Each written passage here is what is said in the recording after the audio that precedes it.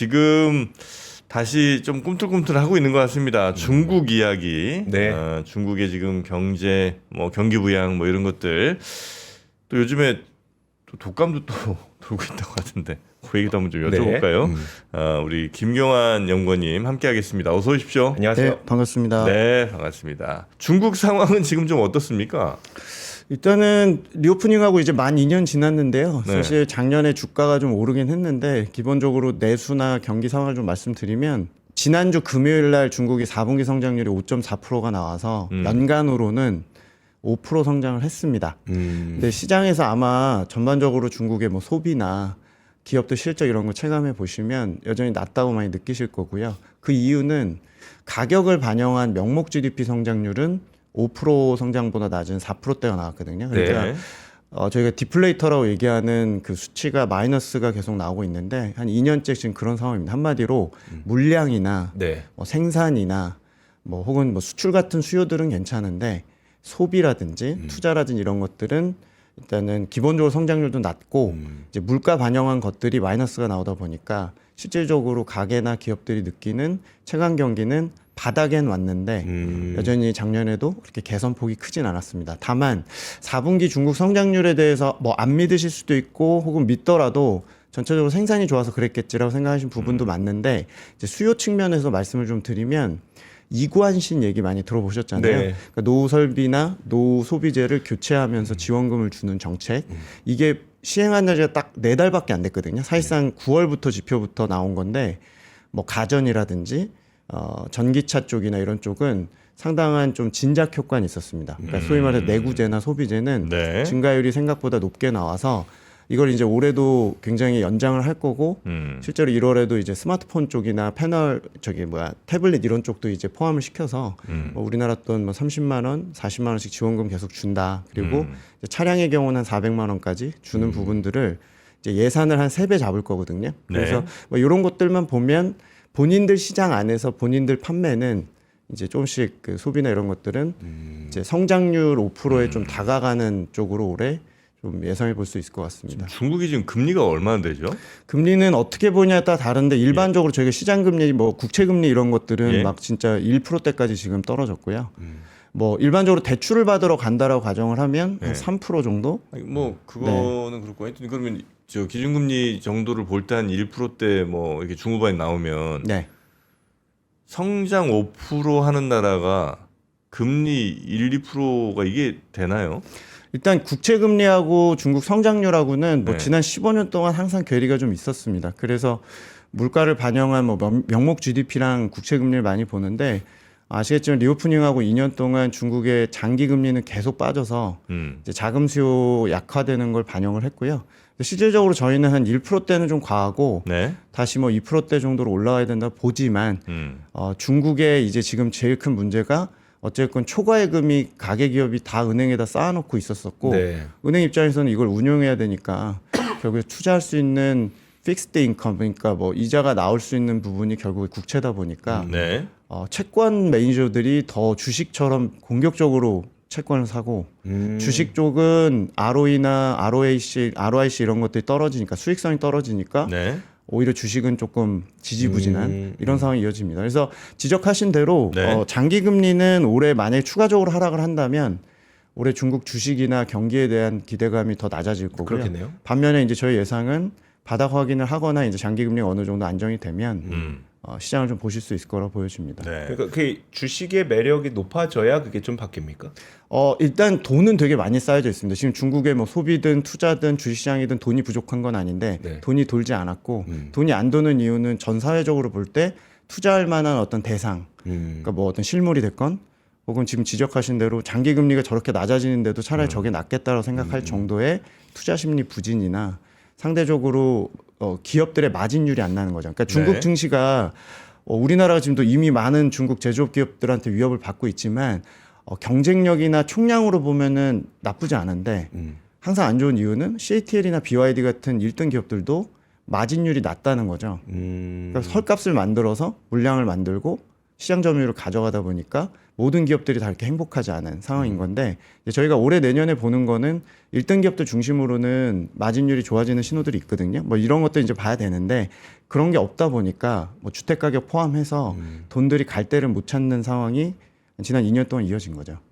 엄청 쌓여 있다. 일단 돈이 쌓여 있다. 네, 돈이 없지 않죠. 근데 그래서- 이제 이제 확실한 부분에 자꾸 가고 싶은데 제가 볼 때는 내수 관련된 침체 관련해서 금리보다 투자 수익률이 더 빨리 빠지다 보니까 네. 그런 것들을 계기를 좀 많이 못 만든 것 같습니다. 그래서 중국 정부가 올해 성장률이 아무리 5%가 나와도 그렇게 자화자찬 안 하는 이유가 결국에는 가격 반영한 성장률이든 혹은 전 사회적인 투자 수익률이 올라야 되는데 그 부분을 메우기 위해서 재정을 세게 쓰겠다 뭐 이런 얘기는 하는데 시장의 신뢰는 아직까지는 주식 쪽에서는 그렇게 높지 않은 상황입니다. 네. 제가 중국 상장 기업들을 잘 몰라서 그러는데요.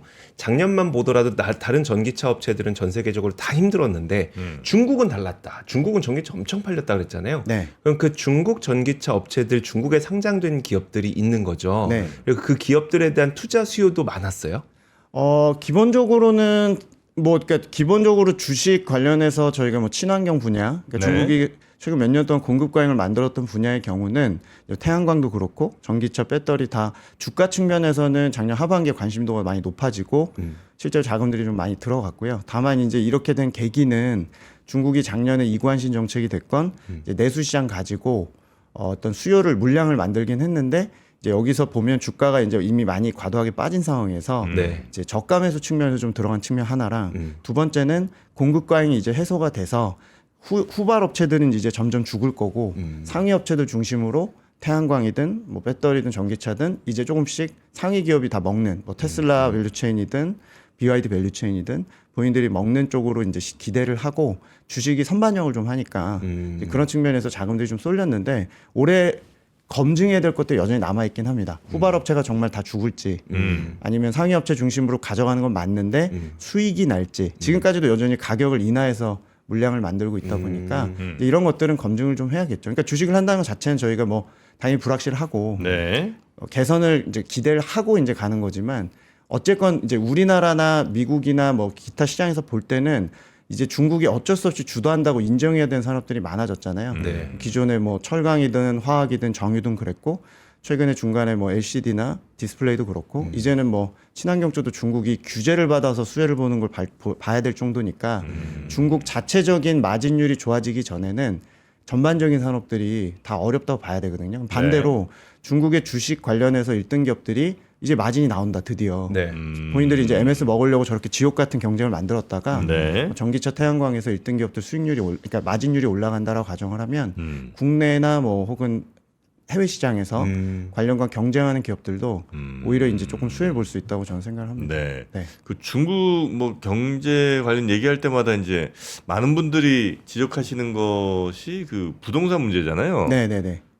워낙 이제 심각한데 그 아무리 뭐 이 정책 저 정책 해도 안 되더라 지금 현재는 네, 네. 뭐 조금 뭐 바뀌는 게 있습니까? 아니면 여전히 부동산은 침체에서 뭐 벗어나질 못하고 있나요?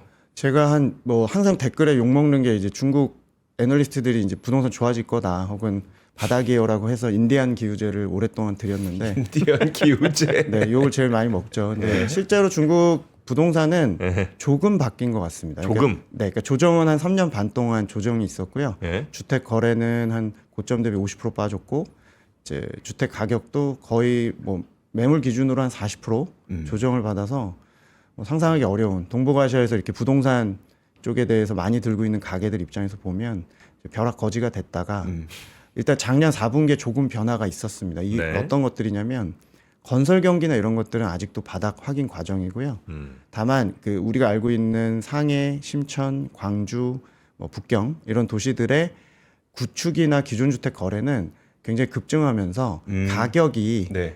브레이크가 좀 걸리곤 있습니다. 그러니까 대도시 기준입니다. 우리 지금 서울 경기도권 정도 네, 네. 혹은 서울 정도로 칠 수 있는 지역의 경우는 바닥은 잡고 있는데 여전히 중국 정부가 금리도 엄청 낮추고 LTV도 올려주고 막 사라고 난리를 치는데 지난 2, 3년 동안 어쨌든 중국 가게가 변심을 해서 네. 본인들이 빚을 내서 사는 거에 대해서 꺼렸던 거거든요. 근데 이제 구축 가격이 너무 내려가고 또 실물이 내가 지금 뭐 이렇게 중국 그 왜 아파트 지어지다 말고 이런 얘기 많이 들으셨잖아요. 네. 네. 근데 내가 지어진 것들이나 뭐 누가 살던 집들 사는 거는 이제는 손이 나가기 시작을 한 거죠. 그래서 결론은 올해도 가격은 대도시 중심으로는 바닥 확인을 할 것 같고요. 네. 근데 이제 건설 경기나 우리가 알고 있는 그런 헝다 그룹 같은 디벨로퍼들의 상황은 뭐 여전히 좋지 않죠. 그래서 올해 내년에 중국이 재정을 되게 세게 쓸 거고 내수 부양을 세게 하겠지만 네. 기본적으로 소비나 이런 쪽은 뭐 어느 정도는 조금 가능성이 있지만 건설 쪽에서 올해도 특히 상반기에는 크게 기대하기 좀 어려운 상황이다. 그래서 여전히 지금 그쪽 그 공급자들은 지지고 볶고 있고 가게 쪽에서 매매자 입장에서 어느 정도 이제 손이 나가고 있기 때문에 가격은 오르진 못해도 네. 이제 하단은 잡은 것 같고 연결해서 말씀드리면 소비가 제일 안 좋았던 거는 벼락 거지가 돼서고 이제 어떤 돈이 없다기보다는 심리가 안 좋은 거거든요. 그 심리가 일단은 바닥 확인할 수 있는 징후는 중국은 미국보다 주식 보유량이 적고 주택이 많으니까 네. 바닥 확인해서 역자산 효과가 끝나는 게 중요하거든요. 근데 역자산 효과는 어느 정도 진정은 되는 것 같아요. 그러니까 시장이 지금 너무 신뢰를 잃고 너무 오랫동안 안 좋다 보니 그렇게 보시는데 소매 판매는 이제 작년부터 보면은 예전에 저희 뭐 부동산 조정 받기 전에 팬데믹 전에는 뭐 7에서 8%씩 소매 판매가 늘던 게 지금은 작년 기준 3.5%, 그리고 올해는 저희가 한 5에서 6% 정도 보거든요. 그러니까 옛날로는 못 돌아가고요.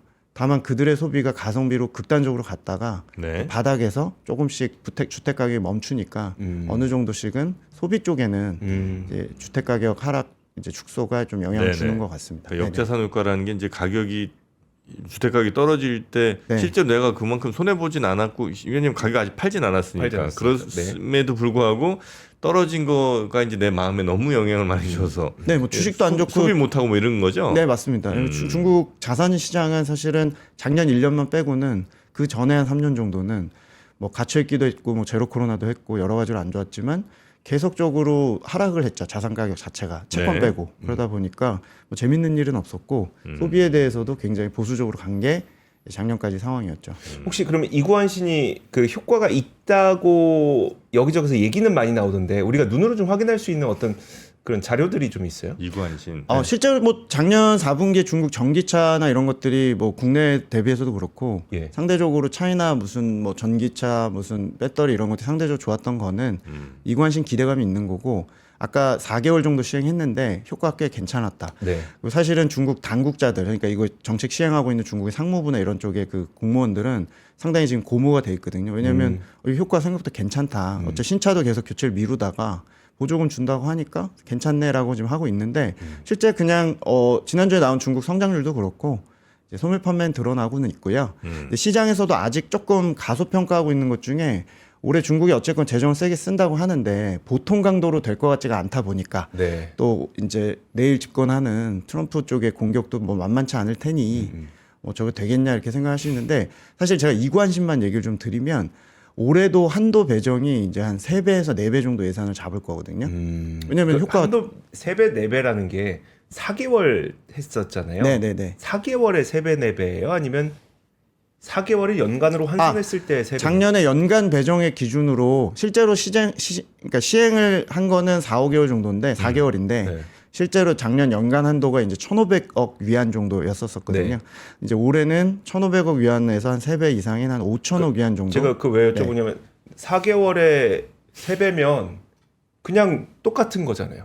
아닙니다. 그러니까 연간으로 기준으로 보셔야 되는데. 연간 기준으로? 네네네. 네. 그러니까 이제 올해 같은 경우는 그러니까 효과 자체는 4개월 정도 집중적으로 나왔고 네. 가전 이관심부터 시작한 건 여름이었는데 기본적으로 올해는 매달 이제 배정한 액수를 좀 봐야겠습니다만 지금 1, 2월 기준으로도 작년에 절반의 액수를 이미 배정을 했거든요. 저희가 이렇게 추론을 하면 2개월 했던 거 한 뭐 5배, 6배 정도 잡으면 네. 올해 3월 5일로 예정된 전인대에서 이 액수 확인이 가능합니다만 한 5천억 위안, 그러니까 우리나라 돈 한화로 한 100조 원 정도. 네. 여기에 이제 승수 효과 이런 걸 좀 감안하면 네. 진작 효과가 작진 않을 것 같습니다. 예를 들면 소매 판매가 올해 한 연간으로 한 2% 정도 증가율이 확대가 되고 이제 관세를 다 완충은 못하죠. 네. 관세 충격이 클 거니까. 근데 실질적으로 소매 판매 쪽은 좋을 것 같습니다. 그래서 사실은 뭐 그쪽 브랜드들 중에 화웨이나 샤오미처럼 이번에 그 보조금 중에 그 스마트폰도 넣었거든요. 네. 그러니까 중저가 품목이 많다 보니까 아무래도 그쪽에 뭐 중저가 샤오미나 화웨이 폰이 좀 수혜를 받긴 할 텐데 네. 우리나라도 어쨌건 밸류체인 기업들 좀 보실 필요가 있는 게 그쪽에 들어가는 패널, 부품, 소재 굉장히 클 수 있고 중국이 어쨌건 저희가 작년 재작년 중국 이렇게 리오프닝하고 가보면 어쨌건 내구재, 소비재 판매를 그러니까 소비를 좀 밀었던 경향이 있어서 교체 사이클 좀 있다고 보고 있어서 전기차, 내구재 이런 쪽의 경우는 올해 판매가 작년보다 한 2배 정도 증대된다고 저희가 보고 있습니다. 네. 네. 근데 이관신 같은 예를 들어, 그러니까 폐쇄 하여튼 뭐 이게 닫힌 요 안에서 야 지금 이제 원래 5년 쓸 거 한 3년만 쓰고 빨리 바꿔 이렇게 하면 보조금 줄게 뭐 이렇게 하면 그게 부가 그렇게 점점 늘어날 수는 있는 거예요? 아니면 기업들이 가진 어떤 부채나 부담 같은 거를 그냥 가계로 이전시키는 정도 수준이. 이거 수출을 하면 당연히 외국의 돈이 들어올 테니까 그거는 뭐 당연히 성장이겠지만 그 안에 있는 상황에서 기업 원래 한 3년 쓸 거를 야 2년만 쓰고 빨리 바꿔 이렇게 해갖고 이제 교체 주기를 빨리 한다 뭐 이렇게 되면 전체적인 부가 늘어나고 경제가 좋아지긴 해요. 만약 그럴 것 같으면 야 니네 좀 법적으로 뭐 핸드폰 2년 이상 못 쓰게 한다거나 TV도 이거 3년에 한 번씩 반드시 바꿔라 이렇게 하면 다 좋을 거 아니에요. 근데 그건 어렵지 않나? 일단은 되게 좋은 질문이신데요. 일단 예. 제가 뭐 경제 용어적으로 설명 안 드리고 그냥 기본적으로 중국 입장에서 보면 소비 고도화 측면에서는 원하는 측면이 있는 거죠. 그러니까 어차피 기업들 입장에서 가계가 초과예금을 이렇게 많이 들고 있다 보니까 이제 그 돈이 회전되는 이제 효과도 될 거고 네. 뭐 당연히 계속 금리가 빠진 이유도 결국에 쌓인 돈들 때문인데 뭐 그렇게라도 내수 관련해서 로컬 기업들 대상으로 수출이 아니라 내부적으로라도 쓰게 해도 뭐 미국만큼은 아니겠습니다만 거의 중국 가계의 경우는 탐욕을 완전히 이렇게 제한된 상태에서 네. 지내다 보니까 일단은 소비를 좀 촉진시키고 기존에 쌓인 돈들을 활용해서 기업들 이제 어떤 증대되는 요인들이 좀 있을 것 같습니다. 그래서 그게 좀 첫 번째인 것 같고 두 번째는 중국이 요새 꽂혀 있는 게 결국에 뭐 내구재나 소비재 쪽에 대해서 소비가 과거에 뭐 필수 소비재 이런 거보다는 고도화된 소비를 원하는 것도 있을 거고 두 번째는 서비스 쪽에 대한 지출도 생각보다 좀 늘리고 싶어해요. 이게 고부가냐 아니냐의 차원이 아니라 네. 기본적으로 이제 돈을 쓰게 만드는데 1단계는 이런 이관신 같은 내구재 쪽이고 2단계는 앞으로 보시면 아시겠지만 소비 쿠폰이나 이런 쪽에서 공연, 외식, 영화, 컨텐츠 이런 쪽에서 비내구재 쪽도 돈을 좀 쓸 거예요. 그러니까 중국이 지난 몇 년 동안 지방 정부는 거지고 중앙 정부만 돈을 이렇게 들고 있는데 네. 이게 잘 순환이 안 되니까 중앙 정부 굉장히 짜게 쓴 게 사실이거든요. 그러면 안 하던 것들을 올해 좀 몇 개 보실 거예요. 그러니까 중국이 미국 같은 거에 미국식의 지원금이나 이런 걸 기대하시는 건 당연히 아니고요. 네네. 안 하던 것들이 두 가지가 있을 텐데 하나는 방금 말씀드린 이런 서비스 쪽 외식 상품권, 무슨 쿠폰 이런 것들 좀 쓸 거고 두 번째는 어쩔 수 없는 게 중국도 특별계층에 대해서 지원금이 좀 늘어나야 됩니다. 예를 들어 뭐 고령층이나 네. 신생아 있는 집이나 지금 뭐 아이를 중국도 잘 안 낳고 있지만 이자녀 가구에 대한 지원 뭐 30이든 50만 원씩 이런 것들이 올해 좀 많이 늘 거라서 제가 올해 중국 소비에 대해서 예전처럼 럭셔리 제품 사고 명동 와서 무슨 뭐 면세점 가서 사고 명품주들 좋아지고 이런 게 아니고요. 소매 판매가 2, 3%밖에 안 된다. 근데 그게 바닥인데 이게 한 4에서 5% 정도를 늘 정도의 중저가 소비 촉진하는 정책들의 예산은 생각보다 올해 강하다. 의지가 강해서 이제 그런 쪽을 보자가 첫 번째고 네. 두 번째는 부동산 가격이 4년 만에 바닥은 확인하는 것 같으니 중산층들이 쓰는 제품들 관련해서 워낙 규모가 크니까 네. 관련된 뭐 전기차든 그 안에 든 뭐 스마트폰 업체든 밸류체인들 좀 찾고 아니면 사실은 뭐 지금 해주식은 다 대세가 미국이지만 중국이 마이너한 시장이 있긴 하지만 중국의 1등 기업들 주도하는 애들 많잖아요. 샤오미 같은 것들. 네. 그런 종목들은 지켜보실 수 있다는 게 두 번째 아이디어라고 보시면 될 것 같아요. 네. 그 4분기 중국의 GDP가 5.4를 기록해서 이제 5% 연간 기준을 맞췄다. 그 4분기에 뭐가 잘 나왔는지가 좀 궁금한데 그 왜냐하면은 이제 그런 이야기들 많이 하시잖아요. 트럼프 임기 시작 전 밀어내기가 있었다. 네, 이런 네, 네. 물량 얘기가 있어서 네. 혹시 어느 쪽이 좀 잘 됐었다. 네, 말씀하신 대로 밀어내기 수출 요인도 있었습니다. 아, 그래요? 네, 네. 성장률이 4분기에 5.4% 나왔는데 반란해 보면 결국에 아까 말씀드린 이관신이나 뭐 재정 좀 썼던 효과. 근데 이거는 뭐 시작이니까 네. 앞으로 좀 기대는 되지만 가장 불확실한 건 당연히 순수출 관련해서 저희가 그러니까 정확히 지금 수치를 중점으로 발표는 안 했는데 예. 작년 1년 동안 중국이 5% 성장했다고 주장하는데 그중에 1%포인트 정도가 네. 순수출 기여도였습니다. 그러니까 수출에서 기여한 부분들이 네. 그 정도 나왔는데요. 아마 4분기도 상당 부분 기여율이 한 20% 정도는 밀어내기 쪽에서 있었을 것 같습니다. 근데 그거를 완전히 일회성으로 볼 거냐? 그리고 중국이 대미 수출만 하는 건 아니니까 네. 당연히 증대 효과는 올해 상반기에도 있을 텐데 어쨌건 향후에 관세가 부과된다고 가정했을 때 밸류체인들이 충격을 받을 것이고 그거에 대한 완충을 이번 이제 상반기에 안 할 수는 없을 것 같고요. 네. 4분기까지는 중국 정부가 안 해도 기본적으로 어느 정도 재정 효과도 나고 이제 순수출도 나왔는데 아마 중국 정부 입장에서는 1분기까지 수출을 보고 2분기에 완충하는 정책을 쓰잖아요. 상세를 해야 되니까 이제 그거의 강도나 속도를 이번 3월 전인대 이후에 좀 정할 것 같습니다. 그러니까 미국은 확실히 정말 정부 면에서도 그렇고 하여튼 뭐 모든 면을 다 이제 중국을 이제 전방위적으로 압박을 하려는 것 같죠. 네, 압박 수준이 아니고 뭐 굉장한 하여튼 강경파들로 배치가 돼 있고 네. 뭐 어쨌건 8년 전에 저희 그 트럼프 일기 때의 경우는 관세 위주로 그 네. 화웨이 같은 특정 기업들 위주로 했다면 이번의 경우는 관세율도 굉장히 높게 지금 제시해 놨고 물론 협상이 있겠습니다만 우회 수출도 막겠다. 그래서 네. 뭐 멕시코를 거의 뭐 트로이 목마처럼 얘기를 하고 있고 우회 수출도 막고 또 개별 기업들도 이렇게 지금 제재한다고 얘기를 하고 있기 때문에 국내 증시에서는 아마 상반기 내내 화두가 중국이 배제되는 것들, 미국에서 어려워지는 것들이 우리나라에게 이제 어떤 수혜가 되는 뭐 최근에 조선이든 네네. 중국의 태양광이든 뭐 그런 게 계속 화두가 될 거고요. 그래서 아마 중국 입장에서도 강대강으로는 안 가고 우회 전략 좀 취하긴 하겠습니다만 좀 대비를 좀 많이 좀 하고 있는 상황이다. 대비를 많이 해요. 하긴 안 할 수가 없겠지 뭐. 뭐 대비는 반강제로 돼버렸죠. 그러니까 제가 오늘 그냥 결론부터 말씀드리면 예. 중국이 올해 내수 부양을 할 거고 당연한 얘기로 보시겠지만 예. 이게 환율 쪽이나 네. 수출 쪽이나 이런 것들에 대해서 저는 일단 수출에 대해서 올해 당연히 비관적으로 보는데 네. 환율에 우리나라 수출이 아니면 중국 수출? 중국 수출이요. 중국이 수출하는 거. 네네네. 예. 그러니까 중국 수출에 대해서 당연히 작년보다는 작년에 한 5, 6% 정도 증가했는데 예. 올해는 성장에 대한 기여도도 그렇고 뭐 증가율 자체도 떨어질 수 있겠죠. 실제로 지금 관세율을 올린다면.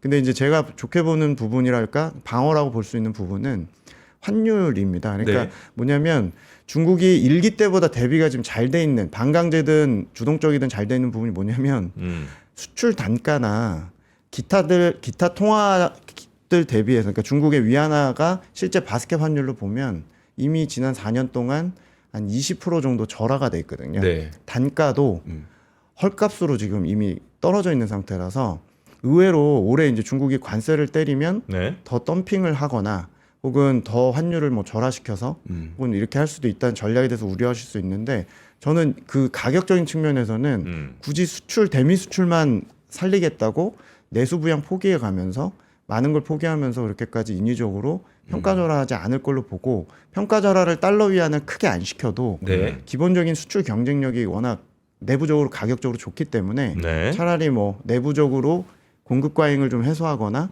단가가 너무 낮아서 본인들 마진율이 안 좋으니까 네. 이걸 제고할 수 있는 전략을 좀 취하는 쪽으로 보는 거지.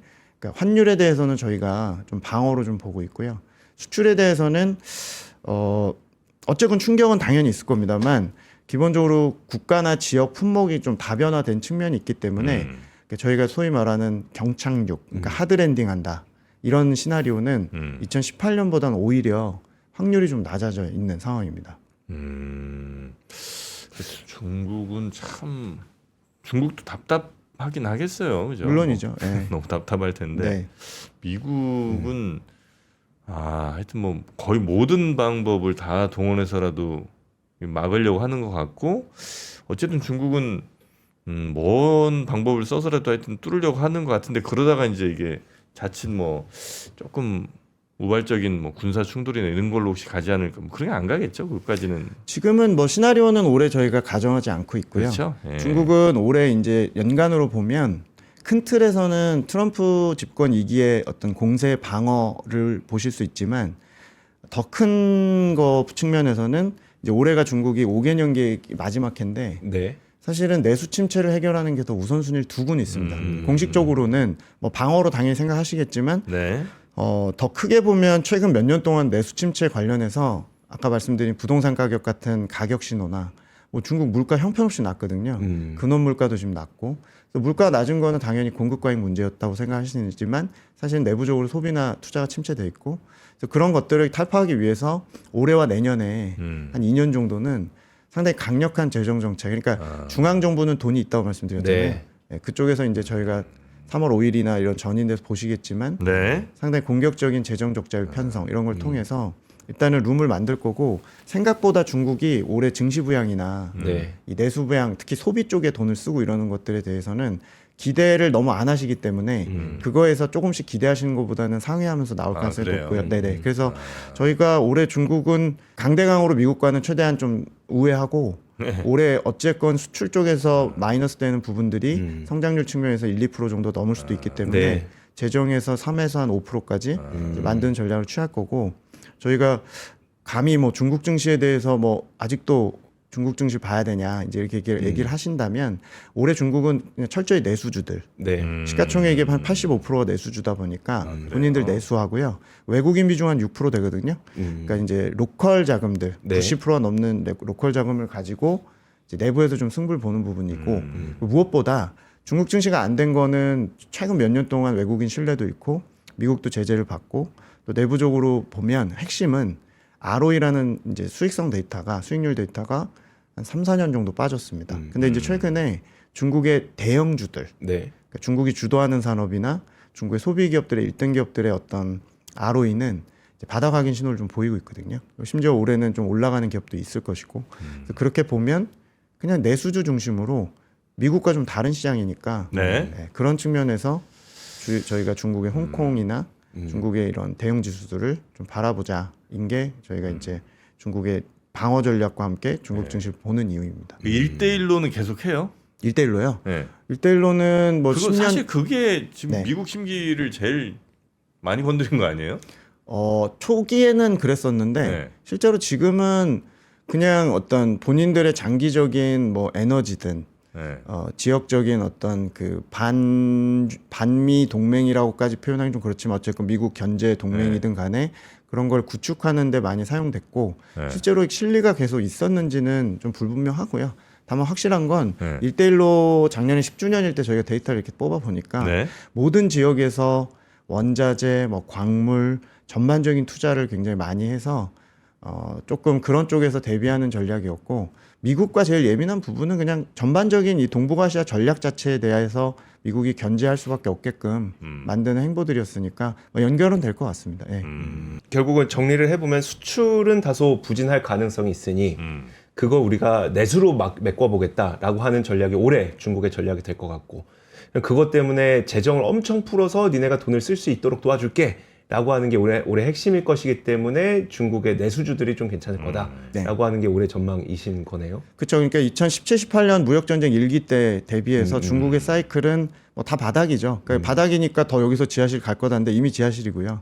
기본적으로 사이클들은 나쁘지 않아요. 그리고 저희가 가정하는 이유는 중국 정부의 일단 재정에 대한 부분이 생각보다 시장에 보시는 것보다는 의제 좀 강하고 지속력이 좀 더 그거 강할 좀 것 같다. 궁금한데 네. 그래서 어떤 식으로 보조금이 지급이 돼요? 그러니까 뭐 예를 들어 현물로 지급이 되는 건지 아니면 살 때 깎아주는 건지 뭐 일관신할 때 어떤 식이에요? 뭐 특소세 같은 거뭐 그러니까 보통은 폐차 신청을 하게 되면은 예. 이제 후 지급이 되는 거죠. 그러니까 내가 차를 폐차를 하고 네. 뭐를 새로 산다 과정에서 그 품목 안에 들어간다라고 하면 차는 그렇게 하고 네네 그러면 이제 환급되는 형태인 거죠. 환급되고 일단 그럼 사고 나중에 받는 형태. 차는 폐차할 것 같은데 그럼 가전제품은 가전제품도 마찬가지입니다. 그냥 버리겠다라고 그냥 신고하고 버리는 신고할 네, 버리는 때? 신고를 하고 이제 새로운 거 뭘 사는데 그게 오. 친환경 무슨 품목이고 대부분 들어가는데 네. 뭐 가구를 사던 주방용품을 사던 뭐 가전을 사던 네. 그 올해는 이제 뭐 태블릿이나 스마트폰을 사든 혹은 스마트링이나 스마트워치를 사든 네. 사게 될 경우 신고를 하면 그걸 뭐 버리든 안 버리든 상관없고요. 그럼 실제적으로 폐기를 해야 주는 거예요? 아니면 그냥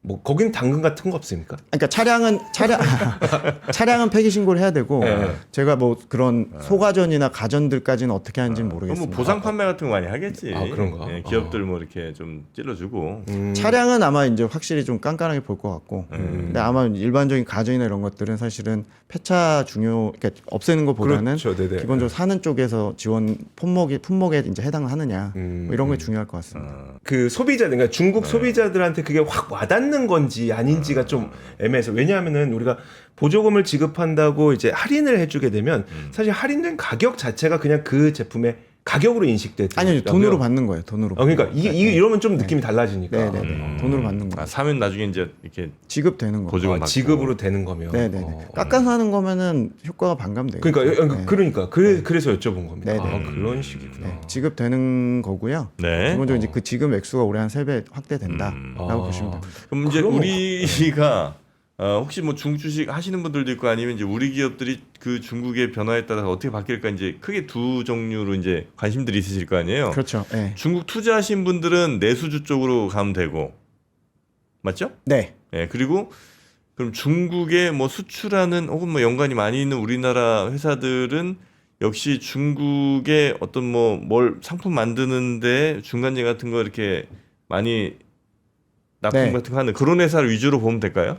일단은 올해 국내 증시의 중국 관련주라고 얘기하는 소위 이런 주식들은 상반기는 그냥 중국 소비 쪽 관련해서 중국 소. 네, 뭐 화장품? 네, 뭐 화장품도 포함이 될 거고. 그러니까 어차피 작년 재작년 중국 화장품 쪽은 국내 중국 실적만 더 이렇게 노출도가 많으면 더 안 좋았거든요. 그렇죠. 당연히 네. 리스크였는데 올해 아마 하반기부터 아마 국내 실적이 반영될 수 있을 걸로 보고 상반기에는 중국 소비가 이제 마이너스 요인이 축소되는 정도의 이제 소비재 효과, 판매 효과 이런 것들 기대가 되고 뭐 그게 의류든 화장품이든 기본적으로 가전 밸류체인이든 스마트폰이든 기본적으로 중국이 올해 소매 판매 전반적으로 작년보다 좋아지는 부분이 좀 있을 거라는 부분이 국내 증시에는 일단 상반기 소비고요.